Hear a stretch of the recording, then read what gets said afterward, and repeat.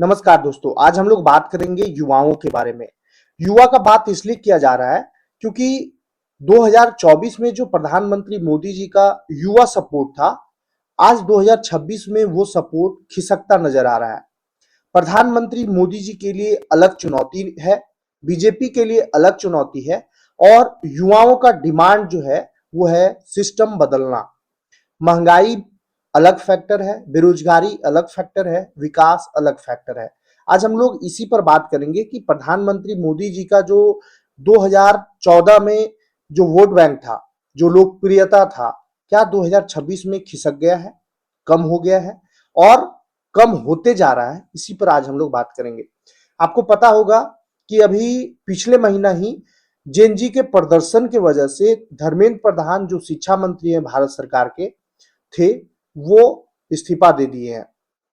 उनके पद छोड़ने से प्रधानमंत्री नरेंद्र मोदी को तत्काल संकट से उबरने में मदद तो मिली, लेकिन युवाओं की नाराजगी को नियंत्रित रखना उनकी सरकार के लिए लंबे समय तक एक बड़ी चुनौती बना रह सकता है। प्रधानमंत्री मोदी ने पेपर लीक मामलों में अभियुक्तों पर तेजी से मुकदमा चलाने के लिए फास्ट ट्रैक अदालतों की घोषणा की है और परीक्षा प्रणाली में सुधार के लिए नंदन नीलेकनी की को सरकारी प्रयास की अगुवाई सौंप दी है। लेकिन युवाओं की चिंता को कम करने के लिए इससे कहीं अधिक व्यापक प्रयास की जरूरत पड़ सकती है। युवाओं का कहना है कि उनकी ऐसी व्यवस्था से धैर्य टूट रहा है जो उन्हें नौकरियों के अवसर या ऐसा शिक्षा तंत्र नहीं दे पा रही है जो उन्हें ढंग की रोजगार दिला सके। अर्थशास्त्री और India out of work rethinking India's growth story नामक नई किताब के लेखक संतोष मेहरोत्रा पिछले 10 सालों में लेबर मार्केट की हालात बहुत तंग हो गई है, गैर कृषि क्षेत्र की नौकरियां नहीं बढ़ रही हैं और वास्तविक मजदूरी बढ़ोतरी नहीं हुई है। उन्होंने कहा, भारत एक साथ दो समस्याओं का सामना कर रहा है। अर्थव्यवस्था ढांचागत रूप से कमजोर है, इसलिए श्रम की मांग नहीं बढ़ रही है और हमारी शिक्षा व्यवस्था इतनी कमजोर है कि वह ऐसे नए वर्कर तैयार नहीं कर पा रही है जो रोजगार के काबिल हो सके। बुनियादी ढांचे पर भारी सरकारी खर्च से डीजीपी में तेज वृद्धि हुई और यह अब तक भारत की असमान आर्थिक वृद्धि को लेकर होने वाली आलोचना के लिए सरकार का मुख्य कवच रही है।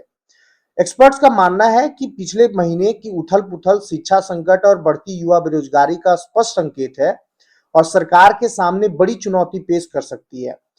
मेहरोत्रा के अनुसार देश में सीधे नकदी हस्तांतरण, डायरेक्ट बेनिफिट ट्रांसफर डीबीटी समेत शुरू की गई कई कल्याणकारी योजनाएं इस बात का संकेत है कि सरकार ने कम से कम निजी स्तर पर इस समस्या को पहचान लिया है, लेकिन इसे ठीक करने का काम बहुत बड़ा है। ग्रेजुएट बेरोजगारी बढ़ाई है चिंता। सरकार जो ग्रेजुएट हो रहे हैं वो बेरोजगार है, उनको रोजगार देने का सरकार के पास वैसा कोई प्लान नहीं है।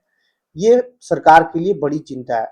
भारत में दुनिया की सबसे बड़ी युवा आबादी है, जिसमें 15 से 29 साल की उम्र के 36 करोड़ से अधिक लोग शामिल हैं।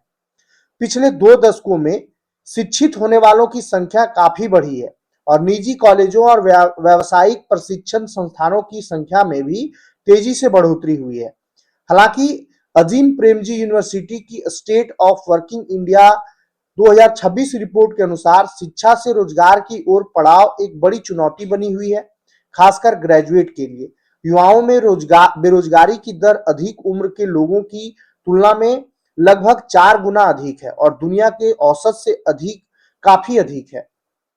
यह समस्या नई नहीं है। पिछले 25 सालों से ग्रेजुएट में बेरोजगारी दर 25 से 40% के आसपास बनी हुई है, लेकिन भारत की जनसंख्या वृद्धि या लेबर फोर्स में आने वाली आबादी के बढ़ते आकार और बेहतर शैक्षिक परिणामों के कारण हाल के सालों में यह समस्या और भी बढ़ गई है। साल 1983 में 20 से 29 वर्ष की उम्र वर्ग के लोगों में से 4% ग्रेजुएट थे और उनमें से 13% बेरोजगार थे। 2023 में 28% ग्रेजुएट थे और उनमें से 67% बेरोजगार थे। शिक्षा की गुणवत्ता रोजगार की काबिलियत को प्रभावित करने वाली एक प्रमुख चुनौती बनी हुई है, जबकि ग्रेजुएट लोगों की संख्या में बढ़ोतरी के बावजूद उसी अनुपात में रोजगार में बढ़ोतरी नहीं हुई है। रिपोर्ट में पाया गया 2004-5 से और 2023 तक के बीच जहां हर साल लगभग 50 लाख ग्रेजुएट जुड़े, वहीं केवल लगभग 28 लाख युवाओं को ही रोजगार मिला और वेतन भोगी रोजगार पाने वालों का हिस्सा और भी कम था। इससे ग्रेजुएट बेरोजगारी में वृद्धि हुई और आमदनी में वृद्धि दर धीमी हो गई। रिपोर्ट के अनुसार ग्रेजुएट या पोस्ट ग्रेजुएट लोगों में से केवल 3.7% को ही उच्च स्तर का रोजगार मिला और 7% से भी कम को परमानेंट सैलरी वाली नौकरियां मिली। आईटी सेक्टर और मैन्युफैक्चरिंग में भी संकट का सामना कर रही है सरकार। यह कोई ऐसी समस्या नहीं है जिसका जल्द से जल्द समाधान हो सके। मेहरोत्रा कहते हैं, छोटे और मध्यम आकार के उद्योगों, एसएमई के तत्काल सुधार से निश्चित रूप से कुछ नौकरियां पैदा हो सकती हैं, क्योंकि नोटबंदी और जीएसटी के कारण नए रोजगार पूरी तरह से ठप हो गए। हालांकि उन्होंने आगे कहा कि भारत को मैन्युफैक्चरिंग को फिर से जिंदा करने पर ध्यान केंद्रित करने के लिए एक नई औद्योगिक नीति के बारे में सोचने की जरूरत होगी। उनके अनुसार जीडीपी में मैन्युफैक्चरिंग क्षेत्र की हिस्सेदारी साल 2015 में 17% से घटकर मौजूदा समय में 14% हो गई और मैन्युफैक्चरिंग में रोजगार 2015 के बाद 5 सालों तक गिरा और अब जाकर उन स्तरों से थोड़ा सा ऊपर चढ़ा है। मेहरोत्रा कहते हैं कि इस हीच 2020 के बाद कृषि क्षेत्र में कुल रोजगार में वास्तव में 8 करोड़ लोगों की वृद्धि हुई है, जो अप्रत्यक्ष बेरोजगारी का स्पष्ट संकेत है। ऐसा इसलिए कहा जा रहा है क्योंकि तेजी से औद्योगिकरण वाली अर्थव्यवस्था में लेबर आमतौर पर कृषि छोड़कर सर्विस या मैन्युफैक्चरिंग क्षेत्र में चले जाते हैं, जैसा कि दुनिया भर में देखा जा रहा है। लेकिन सभी चुनौतियों में एआई के आ जाने से भी जटिलता आ गई है, क्योंकि सॉफ्टवेयर जैसे प्रमुख रोजगार पैदा करने वाले उद्योगों का व्यवसायिक मॉडल 3 दशकों से भारतीय मध्यम वर्ग के सपने की जान रहा है। वॉल स्ट्रीट बैंक गोल्डमैन सैक्स की हालिया रिपोर्ट में अनुमान लगाया गया है कि भारत में खेती बाड़ी के अलावा जो नौकरियां हैं, उनमें 8 से 12% नौकरियां एआई की वजह से कम हो सकती है और इसके असर अभी से दिखने लगे हैं।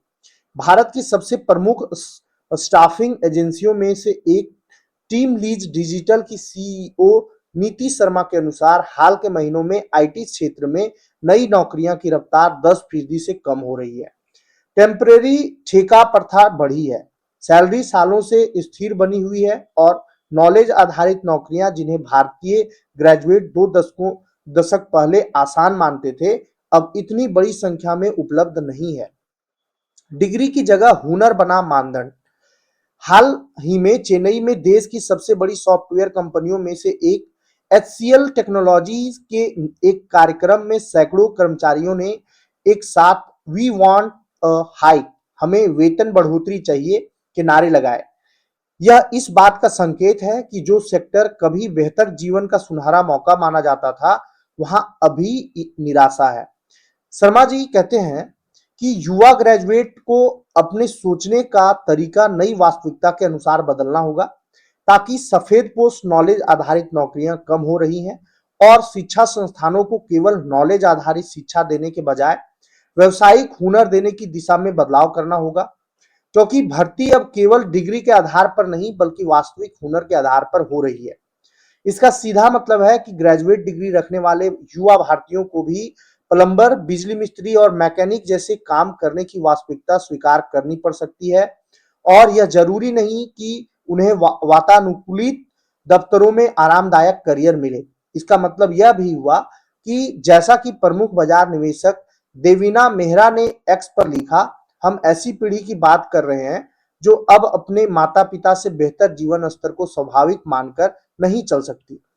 मेहरा के अनुसार भारत के विकास के इतने शुरुआती चरण में ही आमदनी का ठहर जाना एक आपदा साबित हो सकता है और इसे रोकने के लिए मोदी सरकार को बहुत गंभीरता से काम करना होगा। हमने इस लेख का अनुवाद करने में एआई की मदद ली है, जिसे मूल रूप से अंग्रेजी में लिखा गया था और इस तरह से भारत जो है वो एक गंभीर चुनौती से जूझ रहा है, बेरोजगारी से जूझ रहा है और भारत की जो सिटिंग गवर्नमेंट है, मोदी गवर्नमेंट, उनके सामने अनेकों चैलेंजेस जो है वो सामने आ रही हैं। अब सरकार इस पर क्या कदम उठाती है, ये आने वाला समय बताएगा, लेकिन आपका क्या राय है आप जरूर कमेंट करके बताएं। धन्यवाद।